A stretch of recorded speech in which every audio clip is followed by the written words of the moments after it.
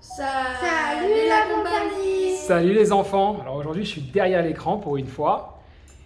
On va essayer de faire une vidéo courte mais intensive, parce qu'on a pris un petit peu de retard. Alors pendant que vous déjeunez, on va pouvoir parler un petit peu d'une question assez fondamentale. On va essayer de comprendre à quel point elle est fondamentale et où est-ce qu'on peut trouver une réponse. Alors cette semaine, je vais vous poser une question. Cette semaine, lundi, j'ai fait un live. Ok. Et on a remarqué, on a soulevé l'importance que la Torah elle soulignait du fait que l'homme, l'être humain, il soit dans l'action, il soit vraiment en train d'agir. C'est-à-dire que si on veut connaître le succès, pour faire court, et on entend de là deux types de succès évidemment, hein, un succès à titre personnel par rapport aux objectifs que nous avons dans la vie, mais surtout le succès que nous avons en tant que Bnei Israël, ok, qui consiste à faire descendre la divinité de ce monde, d'Akadosh Baruch Hu, dans ce monde.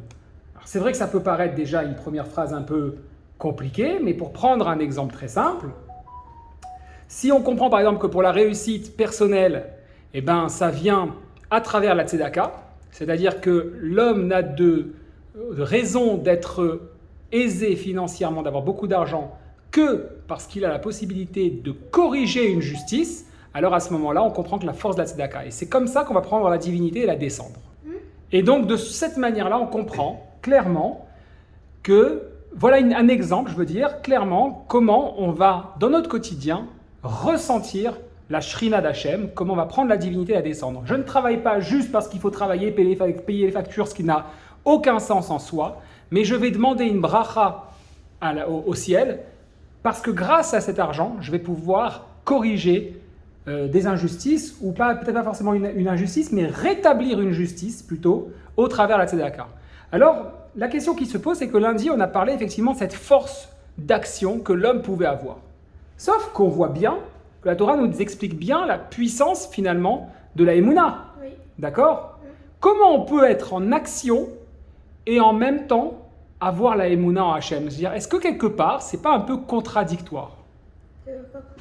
Ça veut dire que c'est deux idées qui ne sont pas les mêmes. D'un côté, avoir la Emouna, c'est-à-dire quoi que je fasse, je sais que ce qui va se passer, c'est bien. Et tant pis s'il y a des moments de résultats moins positifs que ce que je pourrais imaginer. Et d'un autre côté, il faut agir pour pouvoir connaître ce succès-là, dont entre autres mériter Mashiach, mériter la Géoula dans le monde, c'est-à-dire la paix dans le monde, etc., qui est notre rôle en tant que Bnei Israël. Donc c'est ce qu'on a hérité, d'accord ? À savoir le fait d'être en mesure d'emmener une certaine paix mondiale. Okay, c'est quoi le problème de faire les deux en même temps ? Tu ne peux pas agir et s'il y a des problèmes, tu te dis que c'est Dieu qui l'a fait ? Ah d'accord, donc toi tu verrais les choses comme ça, c'est-à-dire finalement j'agis, oui mais supposons que tu agis, Shai, imaginons que tu as un objectif, je sais pas moi, d'acheter une maison, voilà, prenons cet exemple-là. Okay. Tu veux construire une maison, n'est-ce pas toi-même ? Ouais. Donc tu es dans l'action d'acheter une maison, mais finalement tu te rends compte qu'à chaque fois que tu veux construire, acheter les produits, le carrelage, le béton, etc., il n'y a que des galères. Comment tu peux être dans la Emouna ?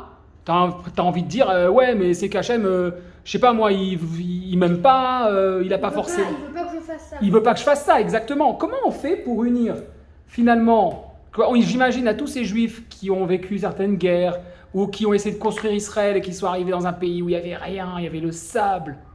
Bah peut-être que tu te dis que s'il veut pas qu'il ait vécu pour aller dans le sable, quoi. Ok, mais ça veut dire quoi ça ?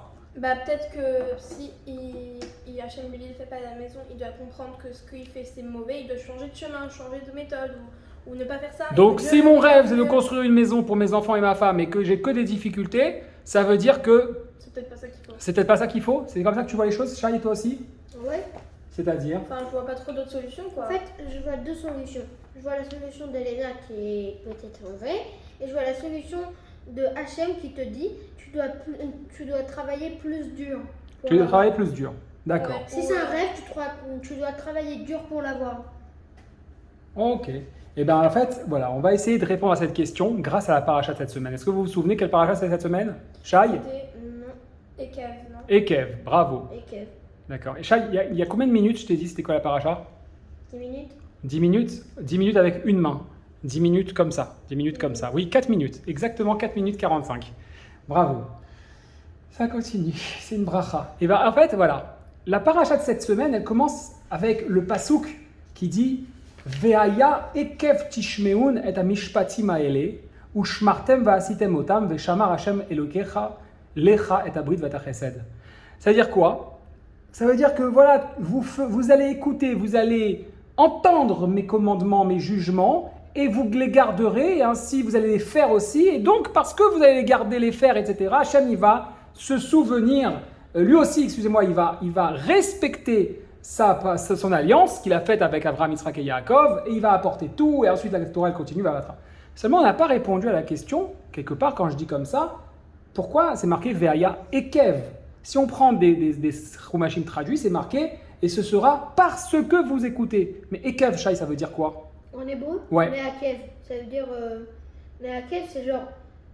Il ralentit. Ouais. Garanti, mais Ekev avec un Aïn. Aïn, Kouf, Bet, ça veut dire quoi? C'est quoi Ekev? Ekev. C'est pas un talon? Oui, c'est un talon, Ok. exactement. C'est aussi l'expression de l'humilité, parce que c'est tout en bas du corps. Et la Torah, elle nous donne l'explication comment on peut être dans l'action et en même temps être totalement Be'emunah Shlema. Et ben en réalité, ça se comprend à travers la parashat Ekev, grâce au mot Ekev. C'est-à-dire qu'il faut être dans une action humble, mais ça se comprend encore plus à travers le Perek Chetz, où là on nous dit Kol ha-mitzvah asher anochi metzavecha hayom tishmerun la'asot leman tichyun urvitem, que toutes ces lois-là que je vous ordonne de faire aujourd'hui, vous allez les observer. On a dit c'est quoi observer? Comprendre aussi, hein, non seulement les faire, mais ensuite aussi fouiller, comprendre comment ça fonctionne, pour les faire, pour que vous puissiez vous vivre, vous multiplier. Pasuk bet, il dit quoi? Un pasuk très intéressant, il dit Vezacharta et kol haderer, et tu te souviendras dans tout le chemin que tu as fait, Asher olichecha Hashem Elokecha, dans lequel Akadosh Baruch Hu il t'a emmené, quoi? Regardez comme c'est étonnant. Ze sa arba'im shana bamidbar. Ça s'est fait à travers les 40 ans dans le désert, les ma'an anotecha lenasotecha ladat et asher bilvavecha atishmor mitzvotav imlo. Ça, il dit au Bnei Israël. Il dit au Bnei Israël, voilà, tu te souviendras dans ton chemin, dans tout le chemin dans lequel Hachem t'a mené, c'est-à-dire le chemin de notre vie, toutes les épreuves que nous avons, toutes les directions que nous avons, 40 ans qui se sont écoulés dans le désert, quoi? Pourquoi ces 40 ans? Très étonnant, la manière dont tu as été testé et approuvé, ou éprouvé plutôt, pour savoir ce qu'il y a dans ton cœur et si tu es capable de les observer ou pas. Pourquoi il a besoin de dire ça au Bnei Israël? Vous avez pas compris? Chazak. Qu'est-ce qu'on voit dans le désert qui s'est passé? Il s'est passé que tous ceux qui sont sortis d'Égypte, est-ce qu'ils sont rentrés en Israël? Non. Ouais, non. Parce qu'il y en Non. a qui sont morts. Exactement. Toute la génération qui est sortie de Mitzraïm, ils sont... Mort. Pourquoi? Vous vous souvenez? Parce qu'il avait fait Non, parce qu'ils ont remis en question lorsqu'il y a eu les explorateurs, les Ah, Meraglim. voilà, j'ai dit Chet Meraglim. Chet Meraglim, ok. Qu'est-ce qui s'est passé en fait? Akadosh Baruch Hu, il nous a donné toutes sortes d'épreuves dans le désert. La manne, les Meraglim avec l'entrée en Israël, Il voulait nous tester le rocher, il n'y avait pas assez d'eau, toujours il y avait des solutions. Encore une fois, il voulait que nous tester jusqu'à maintenant. Mais il voulait nous tester à quel niveau? Un grand niveau. Il voulait nous tester Au niveau de en croire sachant, à émouner en Dieu jusqu'à ce qu'il n'y a plus rien. c'est-à-dire, Bah, il faut que tu crois en Dieu même s'il ne reste plus rien dans ta vie. Jusqu'à ce que tu sois par terre, que tu pleures. mais attends, on sort d'Égypte, c'est tout l'inverse, on sort d'Égypte en plus riche, avec tous les joyaux de Mitzraïm. Bah oui, c'est compliqué. On a la manne, on a tout ce qu'il faut, nos vêtements se vieillissent pas, on n'a pas besoin d'aller aux toilettes, tout se passe magnifiquement, on n'a rien, on vieillit pas. Parce que quand ils vont arriver en reste Israël, il n'y aura pas tout ça. Mais en quoi c'est un test, puisque c'est que du bonheur par rapport à l'Égypte? Je sais pas. Ah, tu sais, Shai? Bah peut-être un test je sais pas. Tu sais pas, ok, donc toi aussi tu sais pas. Mais en réalité, Akadosh Baruch Hu, il attend quoi de nous? Il attend qu'à travers Torah et Mitzvot, on prenne la décision d'agir parce qu'on entend la parole d'Hachem, on sait ce qu'on a à faire, on agit, et là il faut agir, mais sans réfléchir, sans se poser 1000 questions. C'est ça la partie Faut Emouna écouter dans ce l'action. qu'on se dit. Écoutez et y aller. Attends. Voilà. Na'aseh C'est-à-dire que v'nishma. notre réflexion, notre capacité à remettre en question, etc., c'est dans le fait, c'est dans l'action même. Comment on va faire ça? Hachem, il veut qu'on rentre en Israël? Très bien. Alors, comment on s'organise? Comment on se met en place? On est obligé, je suis désolée, mais si quelqu'un par exemple il vient, il me dit je le connais pas, il me dit va tout droit à gauche, je sais pas quoi, je vais pas l'écouter, je vais d'abord savoir pourquoi il me dit ça. Oui, mais pas quand c'est Hachem. Quand c'est Hachem, oui, mais est-ce que quand on est dans l'action, on peut réfléchir à ça? Oui, quand on est dans l'action. Alors j'ai pris l'exemple de la terre d'Israël. Si les Méraglim étaient rentrés et avaient dit, bon les Israël, écoutez, c'est pas mal, il y a des petits soucis, il y a des géants, etc. Et que les Hébreux avaient dit quoi? Bon Moshe, réunion, on doit mettre en place un plan d'attaque. Comment tu vois les choses? Là, ils utilisent toute leur chorma pour exécuter le plan d'Hachem, pas pour le remettre en question. Ta émouna, elle doit être que tu sais que si tu as l'épreuve devant toi et qu'elle est dure, c'est que c'est par là que tu dois passer. Et si ta émouna, tu l'as dit, tu dis oui, je crois en Dieu et tout, mais au fond de toi, tu crois pas. Eh ben, c'est pas chez les mains, c'est qu'il y a des petits hicks, donc il faut la travailler. Mais si tous les jours tu te dis je crois, parce que tu as envie de croire mais t'arrives pas, Ouais, qu'est-ce qui eh ben, c'est qu'il y a encore une fois un travail d'émouna à faire. Donc il faut faire Ishtal Doutz, ça veut dire il faut toujours vraiment. avoir un travail, quoi. Il faut se travailler exactement. Donc quand on a une Il n'y mission. aura jamais de repos, parce que même si un jour, je pense pas que ça va se passer, tu auras une émouna shlema, c'est sûr qu'à un moment, il va se passer quelque chose et tu devras retravailler sur toi.